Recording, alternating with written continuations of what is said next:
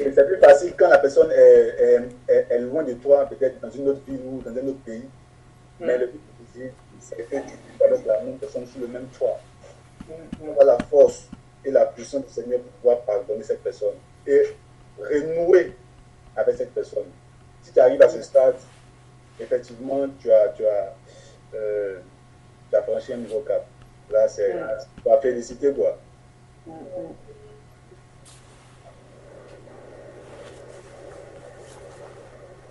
Et vas-y. Et les autres. Après, je voulais juste insister sur un truc, parce que parfois on a l'impression qu'il suffit de dire que j'ai pardonné et on se dit, bon, on a pardonné. Comme Morgane disait tout à l'heure, tu peux avoir pardonné, après tu as des brides dans ton cœur, mais est-ce que ça c'est vraiment du pardon? Bon, je ne sais pas trop, mais de ce que moi je pense, dès que tu as pardonné, il n'y a plus de tiroir. C'est-à-dire la personne, bon, ça va, vous vous voyez, il n'y a pas de souci, c'est bonjour, bonsoir. Si vous avez pris de nouvelles bases, je ne sais pas. Si vous êtes resté amis, bon, tant mieux rester amis, mais il n'est plus question en fait de revenir sur ce qui a déjà été fait ou ce qu'il y a eu comme histoire avant. Ou... Bon, le pardon, vraiment, c'est tirer un trait sur tout et oublier. Le pardon, c'est pas l'archive. C'est ça, c'est exactement ça. Le pardon, c'est pas l'archive où tu vas ouvrir quand il y a quelque chose, quand il y a quelque chose de nouveau, ouais. Ah oui, c'est sûr, c'est sûr. C'est sûr. Là, Peter a raison. Parce qu'effectivement, pour nous autres, si le Seigneur nous a pardonné de tout ce que nous avons fait, s'il devait revenir à chaque fois dessus, ouais, on ne va pas avancer quand même. Et donc, en tant que être humain, nous, il faut pouvoir oublier, comme Peter l'a dit, et revenir sur de nouvelles bases. C'est aussi important.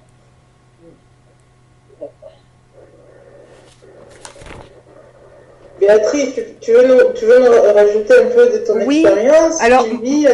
Alors moi j'avais une question à poser par rapport à ce que disait Herman et ça m'a interpellée, notamment pour rebondir aussi à ce que disait le frère, donc au niveau du couple, hein, quand il y a un couple et que en fait l'un est disposé à pardonner, même si tout le cheminement n'a pas été fait, hein, mais que l'autre ne pardonne pas en fait. L'autre dit je te pardonne, mais en fait le pardon il est faux quoi. Et je me suis même posé si une personne pouvait être dans le déni de pardon. Ça veut dire des fois on est dans le déni d'une situation et que ça peut être tellement difficile pour la personne, ça veut dire qu'elle est dans le déni.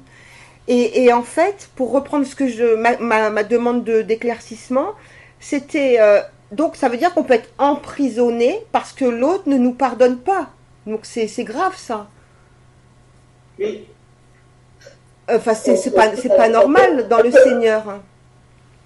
Maintenant, mais là c'est de savoir est-ce que l'axe de pardonner c'était par rapport à l'autre ou c'était surtout par rapport à toi? Alors moi en fait la plus grosse difficulté que j'ai, c'est pas trop pardonner à l'autre, c'est vraiment me pardonner à moi.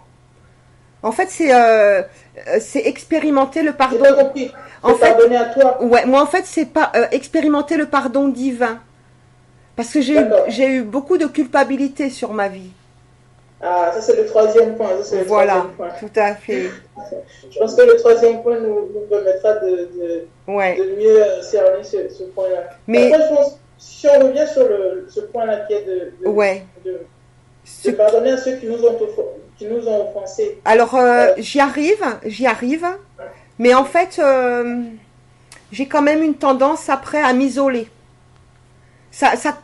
À m'isoler, ça coupe de la relation. Je me protège en fait.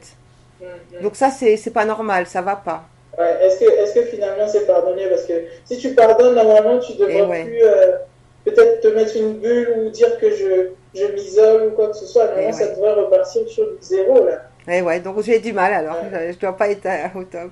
C'est ça, je pense aussi. Je pense. Il y a une phrase assez connue, je pense, de tout le monde qui dit « diviser pour mieux régner ». Donc, dès le moment où tu te mets dans un certain état et que tu t'isoles, c'est clair que c'est une victoire pour l'ennemi en ce moment-là. Ouais, c'est pas... Oui. Je peux dire quelque chose? Bien sûr. Oui, alors, je rejoins Béatrice, voilà, dans le fait de pardonner, d'avoir du mal à se pardonner soi-même, et puis de se protéger malgré tout quand on a pardonné, parce que si on a pardonné, c'est qu'on nous a fait du mal, c'est qu'on a souffert, et si on veut se protéger, c'est parce qu'on n'est pas certain que les personnes qui nous ont fait du mal ne vont plus nous en faire, en fait. Voilà. Et donc, on peut bien avoir pardonné et ne pas vouloir, malgré tout, continuer à prendre des coups. Oui, c'est sûr. Parce que, voilà. En fait, c'est pour ça qu'on se met en retrait dans ces cas-là. C'est pas qu'on n'a pas pardonné, c'est que on se protège malgré tout parce qu'on a pris suffisamment de coups. Si la personne en face n'est pas... Si les personnes qui nous ont fait du mal ne sont pas conscients du mal qu'ils nous ont fait, ils sont quand même capables de recommencer et de rester dans ce que nous, on considère comme leur erreur, même si on l'a pardonné. Donc du coup, il faut du temps pour revenir. Il faut du temps pour reprendre confiance en soi, quelque part, et être capable d'aller au-delà du simple « oui, je pardonne ». Ça, c'est vrai, ça. Voilà, on pardonne, mais pour autant, on ne veut pas reprendre de coups derrière. En fait, enfin voilà, c'est ça. Peut-être que là, dans ce cas-là... Il faudrait que le pardon soit vraiment réciproque. Et il faut du temps pour ça, il faut de la prière, il faut que les personnes qui nous ont offensés soient aussi visitées par Dieu et changent leur attitude. Et ça prend du temps. Et vraiment aussi pardonner, je pense que ça peut prendre aussi du temps. Comment? Je pense aussi que pardonner à ceux qui ont offensé peut prendre du temps aussi. Ah bien évidemment. Oui, mais là aujourd'hui tu te lèves et tu dis non, ça prend du temps parce que quand il y a un offenseur et un offensé, il y a deux parties. Le travail qui se fasse entre les deux parties. Ça ne dépend pas finalement que d'une personne. Exactement. Donc, ouais. Et oui, parce que il y a des fois, c'est vraiment. Je pense que le pardon simple, si on s'offense entre frères et sœurs, c'est pas, on pardonne. Hein. Mais des fois, c'est des personnes qui sont très très très proches. Et en fait, il y a comme, c'est vraiment. Ça touche la personne, comme il disait, même dans Matthieu 5, de 16 à 21, il y a vraiment un esprit de meurtre derrière, quoi. Donc là, c'est là que c'est difficile, quoi, parce qu'il y a tellement eu une atteinte dans les entrailles, il y a vraiment tellement eu de faire mal, quoi. Et donc ça, c'est très dur, quoi, parce que il y a l'estime de soi, ça a été touché, la confiance en soi. Enfin, c'est des coups, quoi. Alors, c'est un peu une façon, c'est un peu la croix, quelque part, hein. Il y a la croix, mais c'est vrai que c'est pas facile aussi de passer dans ce processus de la mort à soi-même pour atteindre après la résurrection, quoi. C'est pas simple, quoi. Ça demande vraiment un renouvellement d'intelligence Et pardonner, je pense, c'est porter vraiment sa croix, hein. Pardonner à ceux qui ont offensé, c'est vraiment porter sa croix. Si on regarde bien, parce que comme vous venez de citer, les personnes qui nous ont offensés, ça peut être sur de différents degrés. Il y en a qui sont vraiment très très extrêmes, très lourds, qui peuvent aller jusqu'au cou, qui peuvent aller à, je sais pas, à vraiment faire offense à une personne vraiment grave. Et donc pardonner à ça, c'est vraiment porter sa croix. Je sais pas. Et c'est se protéger. Oui, est-ce que là, on ne serait pas en train de parler de cas par cas? Parce que, enfin, je ne veux pas entrer dans les détails, mais j'ai l'impression que lorsque Sylvie et Béatrice parlent, elles parlent d'une expérience personnelle qui aurait peut-être eu lieu. Donc, nous savons dans la Bible, c'est dit que pécher, c'est donner un coup de poignard dans le cœur de Dieu. Est-ce que pour autant Dieu s'est-il déjà protégé de nous? Est-ce qu'il est arrivé qu'un jour, l'une d'entre vous aille vers Dieu et demande pardon et il vous dit, bon, je pardonne, mais franchement, je ne voudrais pas que la prochaine fois vous refassiez la même chose parce que... Quand la blessure est très profonde. Non, mais je comprends ce qu'il dit le frère, hein, et c'est vrai que c'est important ce qu'il dit. Parce que c'est vrai que Jésus, enfin, le Père, même en Jésus, quoi, il a été blessé intérieurement, enfin, quelque chose qui nous dépasse. Donc c'est vrai que c'est bon d'accepter cette pensée qui vient du Seigneur. Pour une personne qui a fait autant de miracles, qui a soigné des malades, qui a fait tout ce qu'il a pu faire dans ces 3 années de service pour son Père, et finir crucifié. Mais par contre, sur ces 3, il a encore le courage de dire, Père, pardonne-leur, car ils ne savent pas. C'est-à-dire que moi, personnellement, quand j'avais vu cette fois, la première fois que je l'avais vu, c'était dans un film, mais j'étais scandalisé. Non, mais moi, c'était clair que là, j'ai la rage. S'il y a moyen, je fais toute une guerre avec eux, là. Non, pas possible. Mais lui, il a pu dire non. Et pourtant, il était encore vivant, en train de souffrir des croix, des trous dans les mains et les pieds. Malgré sa douleur, il a dit, Père, pardonne-leur. Ils ne savent pas ce qu'ils font. Sérieux, pour ça.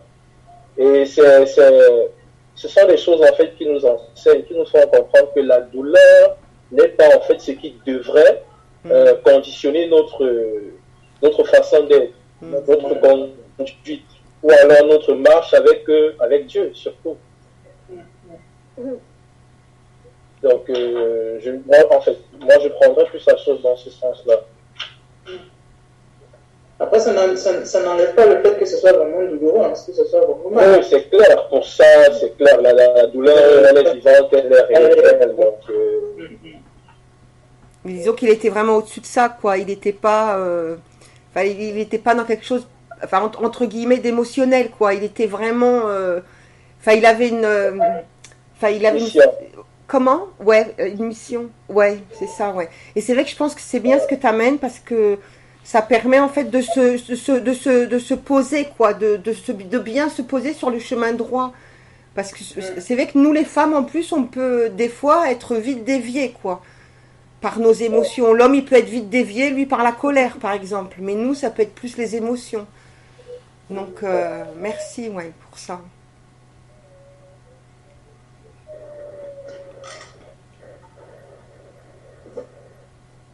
Est-ce qu'avant de préparer ce séminaire, vous avez essayé de voir, est-ce que j'ai encore quelqu'un qui m'a offensé, que j'ai pas pardonné? Je réfléchis, est-ce que j'ai encore dans mon cœur quelqu'un qui m'a offensé, que quand j'entends son nom, mon cœur encore veut sortir, bref, prisonnier de mon cœur, quoi, tout simplement. Moi, j'ai fait cet exercice-là avant-hier, hier. Je continue à faire, je me dis, si j'ai des noms même que j'ai oubliés, il faut que ça revienne. Parce qu'on pense, des fois on pense avoir vraiment tout être zen, être bien, on n'a plus rien, on est en paix absolument partout, mais ça peut être parce qu'on a voulu oublier aussi certaines personnes, on a voulu mettre vraiment la croix sur certaines personnes. C'est ça, ouais, c'est mettre la croix. Donc vraiment oublier, enlever même de la tête limite. Est-ce que ça peut être une solution? Ben non, parce qu'après quand on la revoit la personne, c'est sûr que ça va revenir. Comment faire pour enlever cette chose? C'est ça le truc. C'est clair. Comment faire? Bonne question. Comment faire? Je peux parler? Allez, bien sûr. Bien sûr. Oui, ben en fait pour désamorcer, je pense qu'il faut prier, poser des actes d'amour. C'est ça qui chasse l'ennemi. Et même si effectivement on a besoin de consolation, de la consolation du Seigneur, et ça je pense qu'il faut savoir prendre aussi ce temps de l'accueillir. Et puis il y a la question du pardon à soi-même qui parfois rend plus complexe la question et nécessite aussi un temps de recul et repos. Voilà. Et puis il y a les modalités du pardon. Et par expérience, il y a c'est bien d'être conduit par le Saint-Esprit par rapport à ça pour que les spectateurs soient vraiment guéris. Voilà. Donc pour moi, il y a aussi une question d'attendre l'opportunité, qu'on peut décider de pardonner immédiatement parce que la parole de Dieu le dit et parce qu'on a l'expérience qu'il ne faut pas laisser à l'ennemi un avantage et nous emprisonner justement, ou emprisonner les autres.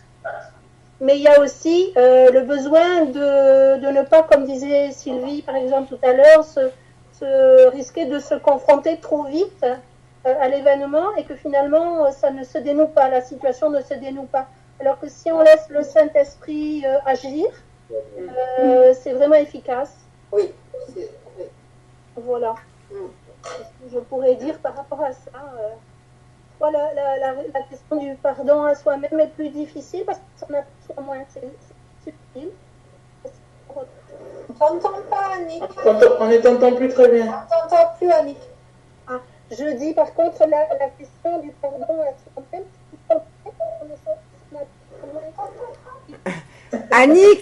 Annick, essaye de pas te mettre trop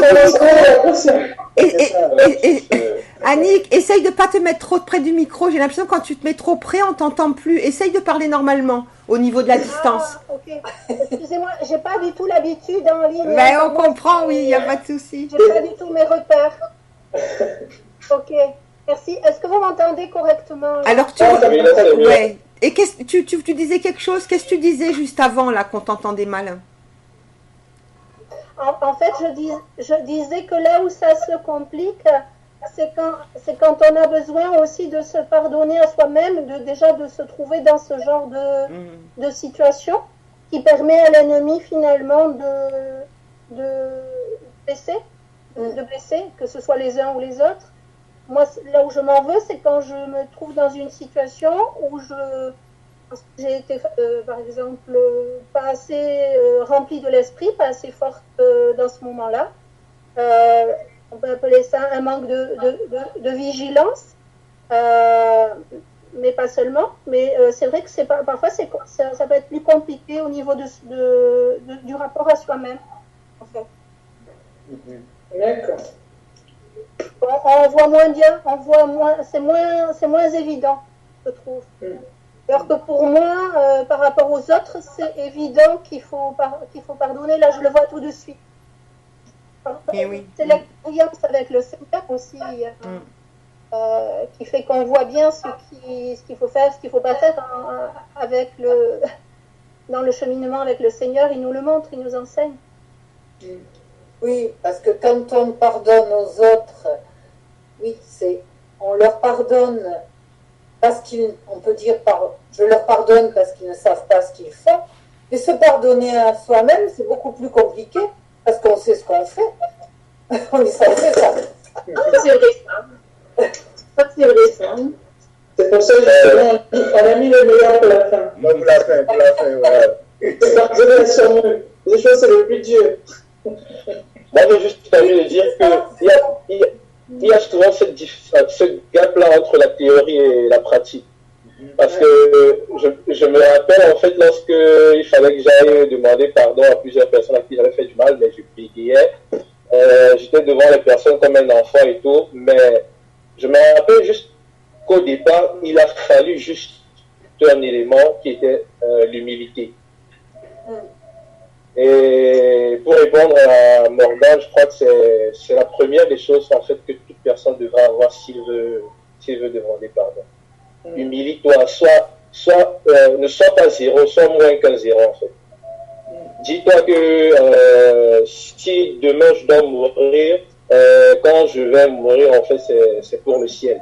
Et quand tu te mets ce genre d'ultimatum à toi-même, tu sais, comme on dit souvent, il n'y a pas plus dangereux qu'une personne qui n'a plus rien à perdre. Donc, pour moi, j'ai quelque chose à faire, alors je m'humilie, je me mets plus bas que terre. S'il faut que je sois, même si tu as raison, dis-toi que tu as raison, mais la situation en fait entre toi et la personne te jette et ça vous rend prisonnier tous les deux. Et ça, c'est clair. Donc, dans le moment où tu peux t'humilier et demander pardon, tu dis, bon, franchement, au point où nous en sommes, je m'excuse, j'aimerais qu'on en parle et qu'on oublie la chose. Donc, je pense vraiment que ce sera la première chose, l'humilité. Et vas-y, Morgane, il nous reste 5 minutes, tu voulais parler? Oui, moi, la première fois que le pasteur m'a dit pardonne-toi, ben, je ne comprenais pas parce que pour moi, ben, j'avais pas à me pardonner parce que pour moi, j'avais tout fait de bien. C'est la personne qui m'a fait du mal, vraiment beaucoup de mal.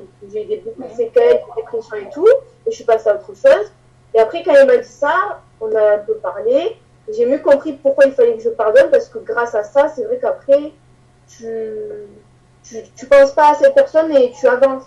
Moi, c'est surtout pour ça. Mais après, si je le vois devant moi, je pense pas que je pourrais le pardonner un jour. Parce que pour moi, c'est ça qui est dur, en fait. Moi, c'est pour moi, surtout. Donc là, c'est pas encore pardonné, là.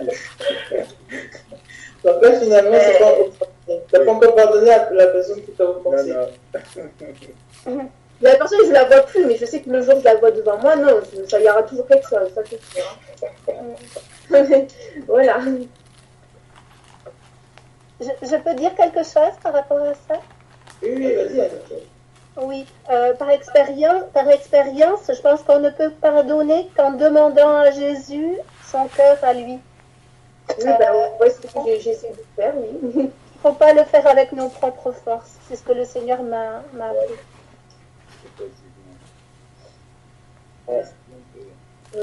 Il faut supplier le Seigneur, même si on n'arrive pas, il faut supplier si on a vraiment une difficulté, quelque chose de très grave, ou parce qu'on n'a pas l'habitude, ou parce qu'on n'a pas eu de modèle autour de soi. Moi, ça m'est plus facile parce qu'enfant, j'ai été entourée de femmes qui pardonnaient dans ma famille, et ça m'a donné aussi un modèle à suivre. Et on a aussi plus de facilité quand on a eu des exemples autour de soi. Ça fait aussi partie des choses qui simplifient. Mais de toute façon, il faut la grâce de Dieu. Après, oui, c'est sûr, il faut la grâce de Dieu. Oui, il faut le demander. Oui. Après, si quand on lui demande, c'est lui qui fait en nous et qui nous donne la possibilité de pardonner. Amen. Et je pense que ça, il nous le donne au quotidien. C'est maintenant nous-mêmes. C'est à nous d'agir. C'est nous-mêmes maintenant qui faisons un peu, qui choisissons plutôt de ne pas forcément saisir de ça. On a Flora Solaire et Flore Bella. Vous n'avez pas quelque chose à rajouter? Vous voulez pas nous partager quelque chose? Allô? Oui. On t'entend très bien. J'ai raté le début de la... D'accord. En fait, on parlait sur le premier thème, là, qui est de se pardonner à ceux qui nous ont offensés. Et, ok. Et donc, on a commencé par le fait d'abord que... ce caractère-là de façon... Genre, même si je leur en veux, mais de base, j'ai ce caractère-là de passer à autre chose rapidement et de les pardonner, mais sans aller repartir vers eux. Mais après ça, je ne sais pas si c'est bien. Mais est-ce que après, comme tu dis que tu as passé à autre chose, est-ce que ces personnes-là, tu les revois comme avant, tu as mis tes distances, ou c'est comment en fait pour passer à autre chose? J'arrive pas, moi je les revois, généralement je les revois parce que moi j'arrive pas à les mettre à distance quoi. D'accord. Mais est-ce que tu reviens sur les choses qui ont pu te blesser ou te forcer? Ça c'est oui, normalement oui, je pense, ouais. D'accord. Donc tu ne les pardonnes pas forcément en même temps, quoi. Je garde pas rancune, mais je ouais. Ah ouais, là c'est un nouveau stade là. Tu gardes pas rancune, mais tu n'oublies pas.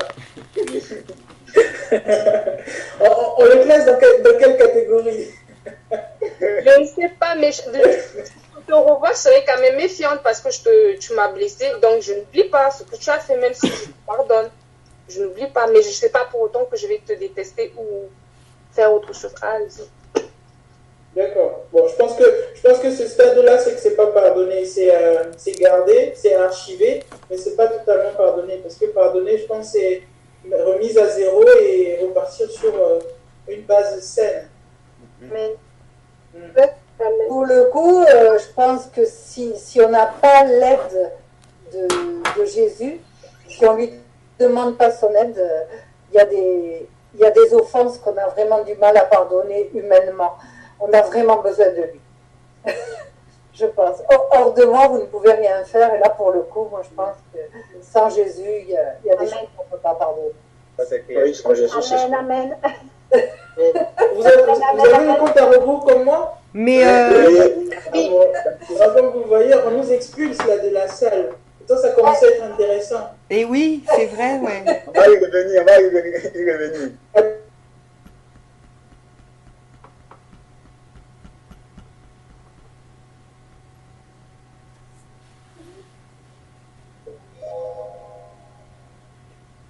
Glorieux, cette première session. Je ne sais pas ce que vous avez vécu dans vos ateliers, mais quant à nous, le Seigneur a été là, a été à l'œuvre. Mais par contre, nous avons eu des questions, et des questions correspondaient à notre transition. Pourquoi je suis revenue? Ah oui, très courte session, évidemment. Mais ne vous en faites pas. Nous avons un deuxième voyage en atelier, vous pourriez vous rattraper. Malheureusement, pour ceux qui sont venus en retard, nous avons lancé les ateliers sans vous. Nous ne pouvions pas nous permettre d'attendre jusqu'à ce que vous arriviez. Donc, vous allez essayer de rattraper la séance en cours. Je pardonne donc à ceux qui m'ont offensé. Voilà où on s'est arrêté avant d'aller en atelier. Ah, d'accord.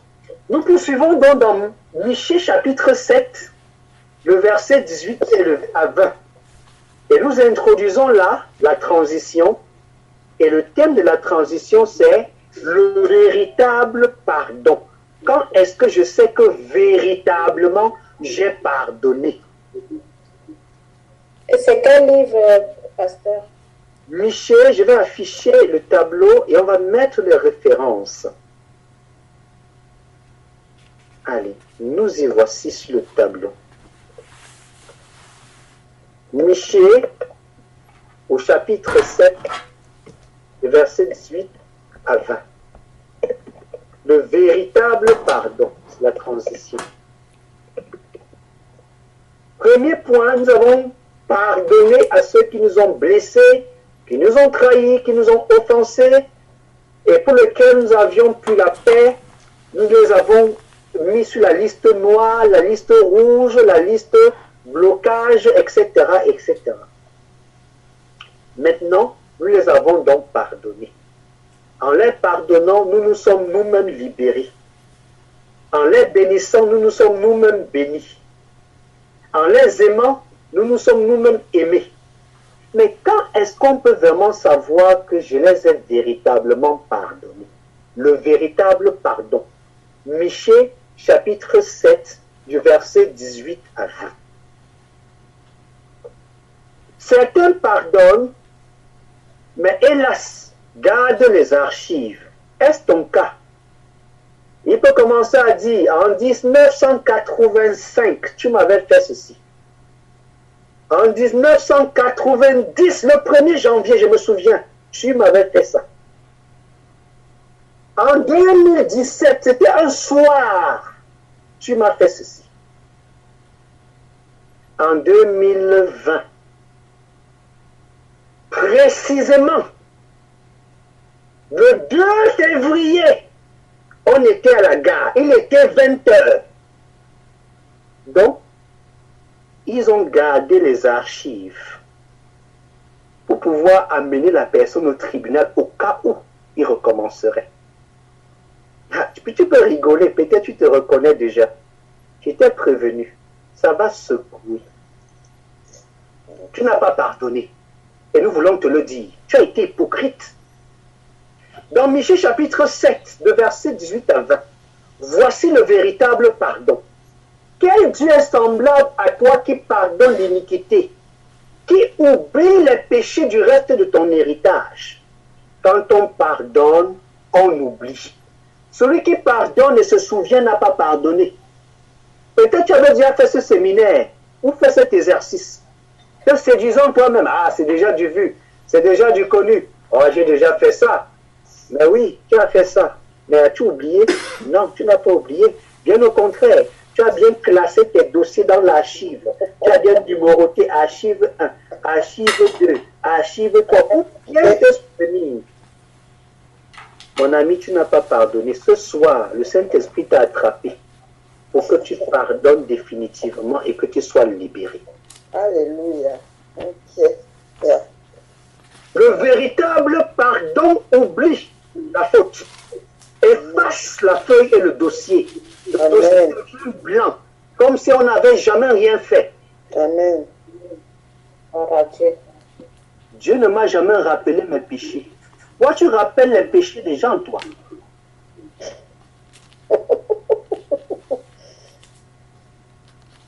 C'est dangereux ce que tu fais.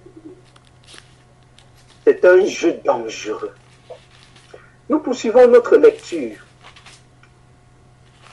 Le verset 8, nous sommes toujours au verset 18. Il ne garde pas sa colère à toujours. Toi, tu as décidé de ne pas pardonner. Tu as gardé la colère. Mais aujourd'hui, tu as dit que je pardonne. Maintenant, tu dois oublier, détruire les archives. Mais par contre, qu'en est-il de la colère? Le véritable pardon ne garde pas la colère à toujours. Le véritable pardon exerce la miséricorde. Il prend plaisir à la miséricorde. Même si c'est la mouche qui le pique, il pardonne seulement.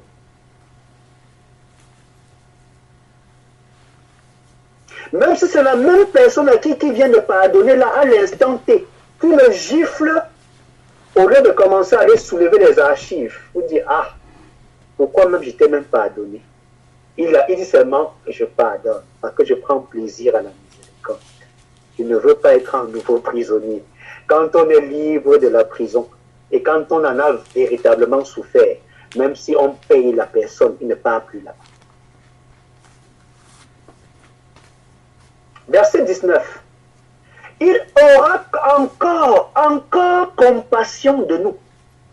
Le véritable pardon ne se lasse pas d'accorder le pardon. Celui qui accorde le pardon par condition, je te pardonne, mais attention, ne commets plus. Je te pardonne, mais c'est la dernière fois, ne fais plus ça. Je te pardonne, mais si tu fais encore, mon ami, le pardon, ce n'est pas comme ça. Le pardon, c'est va, ne pêche plus. De peur, c'est à toi qui va arriver quelque chose de pire, pas à moi. Va, ne pêche plus. De peur qu'il t'arrive quelque chose de pire. Donc celui qui pardonne est libre. Celui qui va encore pécher vis-à-vis de lui, lui n'a pas de problème. C'est quelque chose de pire qui va t'arriver à toi qui veut m'offenser et me blesser. Quant à moi, pas d'archives. Quant à moi, pas de souvenirs des méfaits, des blessures. Ce n'est pas joyeux, le manque de pardon. La colère n'est pas bien pour personne. La bile, l'estomac fait mal, les brûlures, la tension artérielle, tu trembles, tu transpires, le cœur bat. Dès que tu as le numéro de la personne, tu es amer. Tu entends son nom, ton être bouillonne à l'intérieur. Tu es malade. Il faut que tu l'admettes et le reconnaisses. Le verset 19. Il aura encore compassion de nous. Il mettra sous ses pieds nos iniquités. Tu jetteras au fond de la mer tous leurs péchés. Tu témoigneras la fidélité à Jacob et la bonté à Abraham, comme tu l'as juré à nos pères d'autres fois. Tu as donc pardonné tout à l'heure dans l'atelier. J'espère que tu as noté les actes que tu vas poser après ce séminaire. Soit appeler, soit écrire. Il faudrait que tu témoignes de la fidélité à ceux qui t'ont offensé. Il faudrait que tu leur témoignes de la bonté à ceux qui t'ont offensé.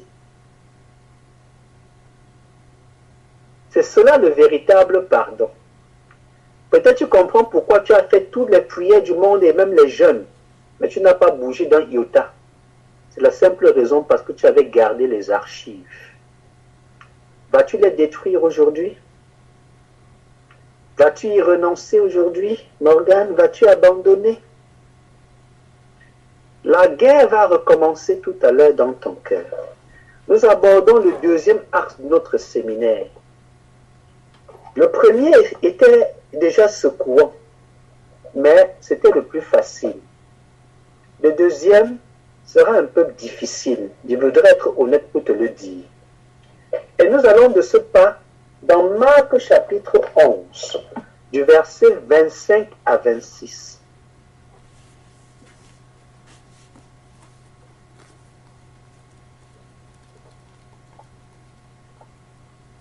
Marc 11, 25 à 26. Deuxième axe, je demande pardon.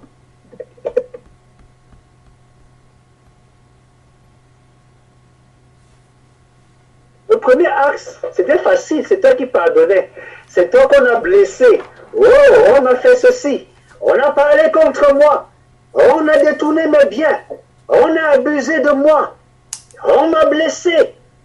On m'a fait du tort. Voilà, tu avais des arguments. Mais tu t'es comporté cette fois-là comme un gardien de prison. Tu as ouvert la prison, tu as libéré les captifs.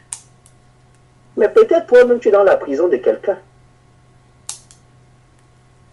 Tu as besoin d'être libre, véritablement libre. Donc tu dois aller demander pardon. Tu dois aller demander pardon. Qui est-ce que tu as dessus aussi? Qui est-ce que tu as blessé aussi? À qui est-ce que tu as également fait du tort? Ceux-là, tu dois aller leur demander pardon. Tu ne peux pas fuir tes responsabilités. À ce moment-là, les pieds vont commencer à traîner. Parce qu'aller s'agenouiller, tu ne vas pas à la première vitesse. C'est souvent très difficile. Mais tu es béni parce que le Seigneur t'a amené ici cet après-midi pour ce séminaire. Dans Marc chapitre 11, du verset 25 à 26, nous lisons. Mais si vous ne pardonnez pas, votre Père céleste qui est dans les cieux ne vous pardonnera pas non plus vos offenses. Je vais commencer un peu plus en haut, à partir du verset 20. Le matin, en passant, les disciples virent le figuier séché jusqu'aux racines. Pierre se rappelant ce qui s'était passé, dit à Jésus, « Rabbi, regarde, le figuier que tu as maudit a séché. » Jésus prit la parole et leur dit, « Ayez foi en Dieu. » Je vous le dis en vérité, si quelqu'un dit à cette montagne, « Ôte-toi de là et jette-toi dans la mer », et s'il ne doute point en son cœur, mais croit que ce qu'il dit arrive, il le verra s'accomplir. C'est pourquoi je vous dis, tout ce que vous demanderez en priant, croyez que vous l'avez reçu et vous le verrez s'accomplir. Et lorsque vous êtes debout, faisons votre prière. Si vous avez quelque chose contre quelqu'un, cette fois-ci, c'est toi qui as quelque chose contre quelqu'un. L'autre fois, la première fois, c'est quelqu'un qui avait quelque chose contre toi. Tu as blessé des gens. Tu as aussi abusé d'eux. Tu les as trahis. Tu les as déçus. Tu dois leur demander pardon. Donc nous repartons dans un atelier.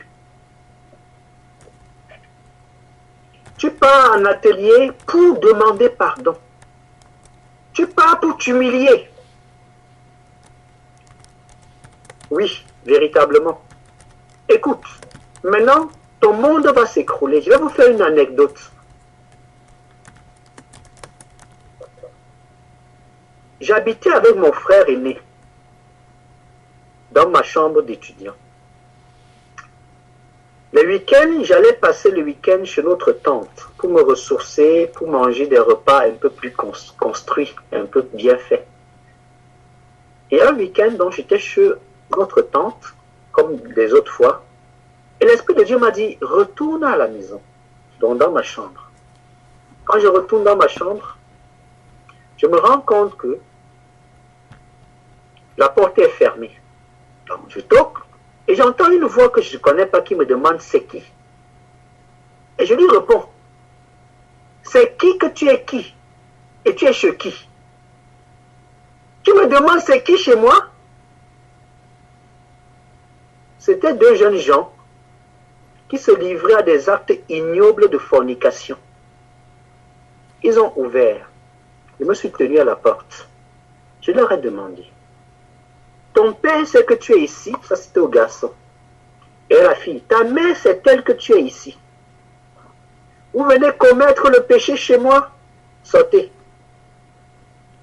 Ils sont sortis, bien évidemment. Leur complice, mon frère aîné, est venu puisqu'il était dans les parages. Et il me dit, gars, c'est comment?